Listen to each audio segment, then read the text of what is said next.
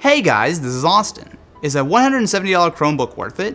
The Asus C201 is one of the cheapest laptops you can buy, but at first glance it really doesn't look bad. Thanks to the plastic build, it's lightweight, but it still feels relatively sturdy. There's a little flex in the chassis, but it's still durable enough to survive life in a bag. Pop open the lid, and it still really doesn't show its price. The smooth silver finish feels nice, and even the screen bezel is decently sized. The biggest difference between the C201 and most other Chromebooks is actually on the inside. Instead of an Intel processor, we're looking at a Rockchip 3288 quad-core CPU, which is essentially a tablet processor. Even though Chrome OS is hardly the most demanding operating system, I expected some serious lag, but it really wasn't there. It can't match the sheer speed of a higher-end laptop, but it feels every bit as snappy as most other Chromebooks I've tried.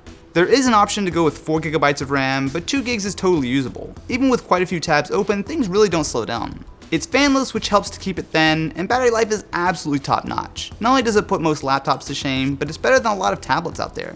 And since this is a Chromebook, it's not all that different from a tablet, as it's all about the browser. Over the last few years, Google has made some serious progress in making Chrome OS more usable, but everything is still built around the Chrome browser. There are advantages to this. You can grab a brand new Chromebook and set it up almost immediately by logging into your Google account. It's basically the full-featured experience too, with support for Flash and a decent amount of web apps, including Spotify, TweetDeck, and even desktop-like apps like Sunrise. You won't be able to install normal programs or games, but a huge amount of what I do every day is inside a browser. Where a Chromebook really makes sense is as a secondary laptop. It might only be $170, but we've got full 802.11 AC Wi-Fi for top-notch internet speeds, which is especially important for a computer that relies on an internet connection. It's small enough to easily carry all day for taking notes and browsing the web, and while the hardware isn't super premium, it's a lot more usable than a tablet. It's rocking a full-size keyboard, and while it's slightly mushy, it's still better than some laptops I've used at 3 times the price.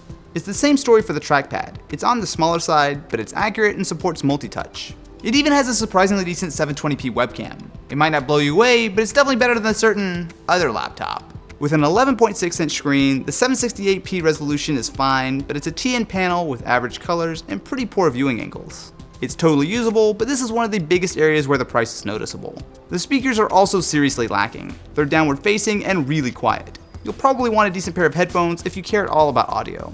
The Asus C201 really does look like a much higher end laptop. There's just no big deal breaker. Performance is good enough and the screen is totally usable. Chrome OS makes sense on a laptop like this. Even if it was running Windows, you wouldn't want to be doing much more demanding work on it anyway.